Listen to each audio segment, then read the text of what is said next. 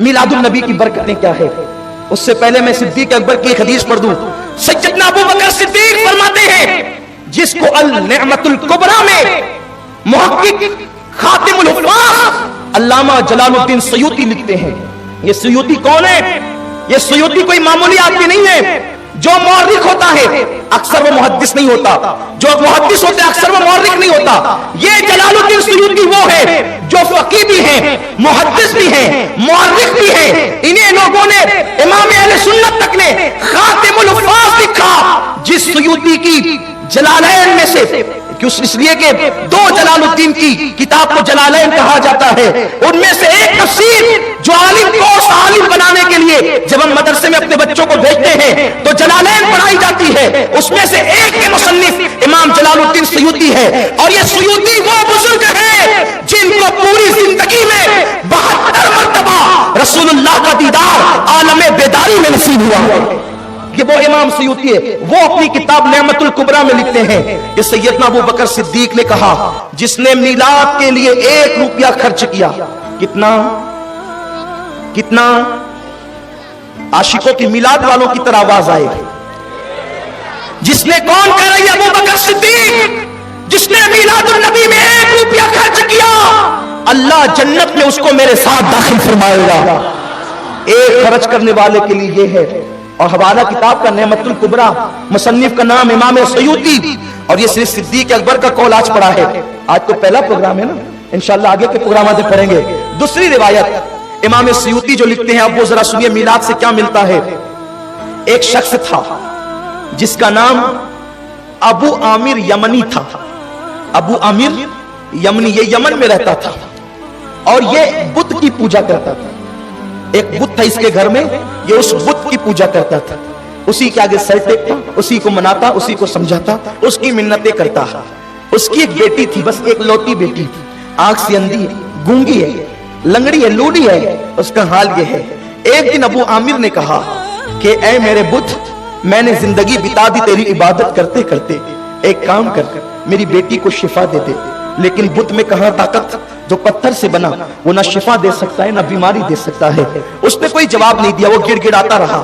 یہ چھت پر اپنی بیوی کے ساتھ بیٹھا اور بیٹھ کر کہتا ہے اب ہم نے اس خدا کو چھوڑ دینا ہے، اب ہم نے حق خدا کی تلاش کرنا ہے، معبود برحق کی تلاش کرنا ہے. چلو ہم ڈھونڈیں گے اس راہ میں. اگر تم نے میرا ساتھ دیا تو ٹھیک ہے، اور اگر تم نے ساتھ نہیں دیا تو میں اکیلا جاتا ہوں. میاں بیوی کی محبت بڑی گہری تھی. ابو عامر کو اس کی بیوی نے کہا تم اکیلے نہیں، میں بھی تمہارے ساتھ چلوں گی. ابھی وہ دونوں باتیں ہی کر رہے تھے کہ اس وقت رات ڈھلتی جا رہی تھی. میاں بیوی محبوب محب کی باتیں اس قدر طول پکڑتی چلی گئی کہ رات ڈھلتی چلی گئی اور رات کا آخری پہر آ گیا. جب رات کا آخری پہر آیا تو وہ رات کون سی تھی؟ اتوار کا دن گزر چکا تھا اور پیر کی شب تھی، اور اب پیر کی صبح طلوع ہونے والی تھی. ابو عامر کو، اس کو بیوی کو نہیں پتا تھا.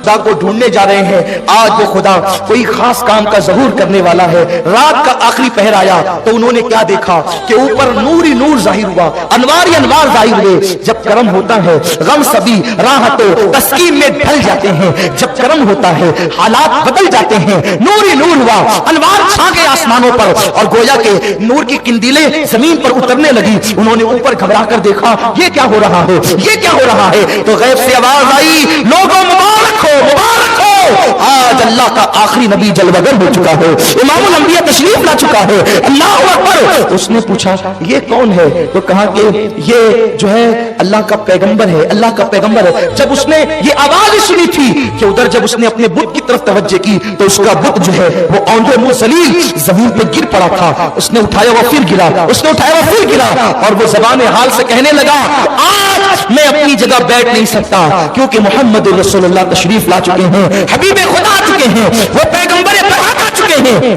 اس نے کہا وہ ہے کہاں، یہ محمد ہے کہاں؟ تو اس نے جواب دیا وہ مکہ میں بی بی آمینہ کے گھر پیدا ہوا ہے. اتنا سننا تھا. ابھی اسی میں حیرت زدہ تھے وہ کہ جو گونگی لنگڑی لولی بیٹی تھی وہ اٹھ کر کے چھت پر آ کر کھڑی ہو گئی. دونوں میاں بیوی نے دیکھا تو یہ اچھی کیسے ہو گئی. تو کہا کہ میں اندھیرے میں پڑی ہوئی تھی، ان کی باتوں کا اسے علم نہیں تھا، اندھیرے میں پڑی ہوئی تھی. اتنے میں ایک نور نور ہی نور اور آنے والے نے کہا اے بچی تو کیوں پریشان ہے؟ اس نے کہا کہ میرا یہ حال ہے، میں اٹھ نہیں سکتی، میری پریشانی ہے، میری تکلیف ہے۔ تو اس نے کہا اگر تو محمد کے وسیلے سے دعا کر تو اللہ تجھے شفا عطا کرے گا، کیونکہ آج وہ اسی وقت پیدا ہوئے ہیں جو ان کے وسیلے سے اس وقت دعا کرے اس کو مانگی مرادیں ملے۔ بچی نے کہا میں نے محمد کے وسیلے سے دعا کی اور جب اپنے بدن پہ پھیرا میں اٹھ کر کے کھڑی ہو گئی، جو آپ مجھے دیکھ سکتے ہیں۔ وہ اپنی بیوی کو لے کر، اپنی بچی کو لے کر مکے کی طرف روانہ ہو گئے۔ ابھی حضور نے اعلان نبوت نہیں کیا ہے، حضور کی ولادت ہی ہوئی ہے، جشن آمد رسول ہوئی ہے، آقا کی آمد ہوئی ہے، میلاد النبی ہی ہوئی ہے۔ یارو اگر یہ بات نعمت الکبریٰ میں نہ لکھی ہو ہم آپ کو غلامی لکھ سکتے ہیں، لیکن کتاب بتانا اپنا کام ہے۔ جب کتابوں میں یہ بات لکھی ہوئی ہے تو پھر کیا ہے؟ لوگ منکر کیوں ہیں، انکار کیوں کرتے ہیں؟ ابھی حضور نے نبوت کا اعلان نہیں کیا ہے، یہ شخص مکہ پہنچا، لیکن جب مکہ پہنچا تو چونکہ مکے کے اندر تو ایک عجیب کوہرام بپا تھا، کیونکہ لوگ اپنی آنکھوں سے دیکھ چکے ہیں وہ کعبہ جو دور ابراہیم سے جامد و ثاقب کھڑا ہے، وہ کعبہ 3 دن تک جھوم رہا ہے، 3 دن تک جھوم رہا ہے، کعبہ جھوم رہا ہے۔ میرے رسول نے میلاد منانے والوں کو محروم نہیں کیا۔ دیکھو کعبے نے میلاد منائی، بھائی جمعہ کے نہیں جمعہ، میلاد منائی کعبے نے، حضور نے اس کو مسلمانوں کا قبلہ بنا دیا اور اس کے اندر بت کی آلائش تھی وہ سب پاک کر دیا۔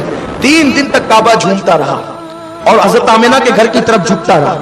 وہ حضور کی طرف کیا جھکا؟ حضور نے کہا ہم کسی کا احسان توڑی رکھتے، تو ہماری طرف 3 دن جھکا، قیامت تک دنیا تیری طرف جھکتی رہے گی۔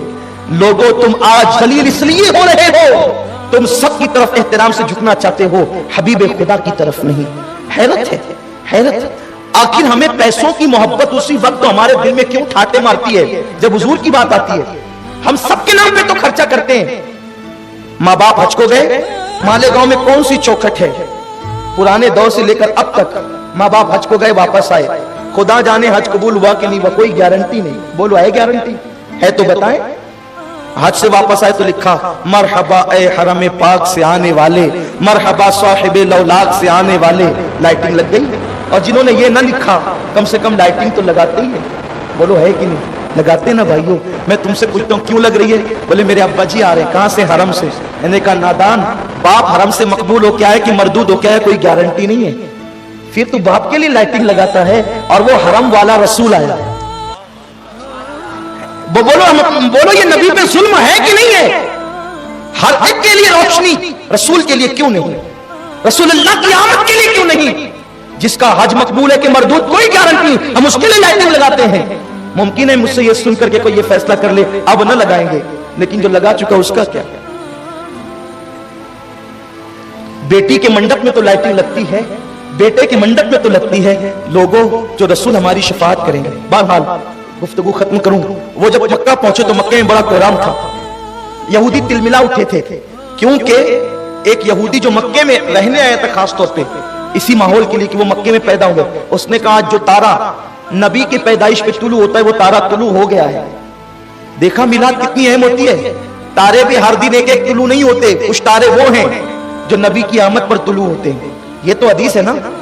تب اللہ وہ تارا کیوں طلوع کرتا ہے نبی کی آمد پہ؟ ارے وہ خدا ہے، تارا چمکاتا ہے، ہم تارے نہیں چمکا سکتے، کم سے کم خدا کی سنت میں لائٹ ہی لگا دیتے ہیں۔ اللہ تو قدرت والا ہے، تو تارے چمکا سکتا ہے، ہم تو تارے بنا بھی نہیں سکتے، چمکا بھی نہیں سکتے۔ حدیث ہے، حدیث پاک ہے، یہ بھی ہم آپ کو بتا سکتے ہیں۔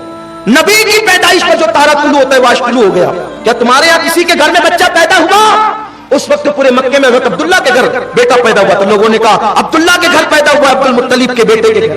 جب وہ گیا تو جا کر کے اس نے کہا ذرا مجھے دکھائے نا، تو جب دکھایا تو کہا ذرا اس کی پیٹھ دکھاؤ۔ جب آقا کی پیٹھ دکھائی تو پیٹھ پر مہر نبوت تھی، وہ بے ہوش ہو کے زمین پہ گر پڑا، بے ہوش ہو گیا وہ۔ اور جب ہوش آیا تو لوگوں نے پوچھا ہوا کیا؟ اتنے بچے تمہیں پیدا ہوتے دیکھے، ہوا کیا؟ کہا کہ نبوت بنی اسرائیل سے بنو اسماعیل میں آ گئی اور یہ اللہ کا آخری نبی ہے، اور اس کے ذریعے سے اے مکے والوں تم سب کے سردار بنا دیے جاؤ گے۔ حضور کی ولادت کوئی معمولی واقعہ نہیں ہے، یہ سب احادیث ہے، اور یہ سب احادیث معتبر کتابوں میں ہیں۔ تو یہ سب چیزیں ہو چکی تھی۔ حضرت عبد المطلب نے کہا آمنہ اب کسی کو بچہ دکھانے کی ضرورت نہیں، ورنہ وہ قتل کر دیں گے ہمارے بچے کو۔ اور بہت سے آثار، بہت سے معاملات دیکھے گئے۔ جب یہ تینوں آئے انہوں نے کہا کہ آمنہ وہ بچہ دکھا، کہا دیکھو میرے سسر نہیں ہے اس لیے میں تمہیں ایک جھلک دکھاؤں گی اور جلدی سے چلے جانا، ورنہ انہوں نے مجھے منع کیا ہے۔ جب یہ آئے اور آ کر کے حضور علیہ السلام کا دیدار کیا تو ابو عامر یہ کہتا تھا، اس کی بیوی بیان کرتی ہے، سیدہ آمنہ نے بیان کیا ہے، ابو عامر یہ کہتا تھا کہ یہ بچہ اتنا خوبصورت ہے اور اس کے بعد وہ حضور کے پیر پکڑ لیا اور اپنے سینے پر لگا لیا اور اسی حالت میں وہ زمین پہ گر پڑا. اور جب زمین پہ گرا ہے تو پھر اس کو ہوش نہیں آیا, اسی حالت میں کفن عنصری سے اس کی روح پرواز کر گئی.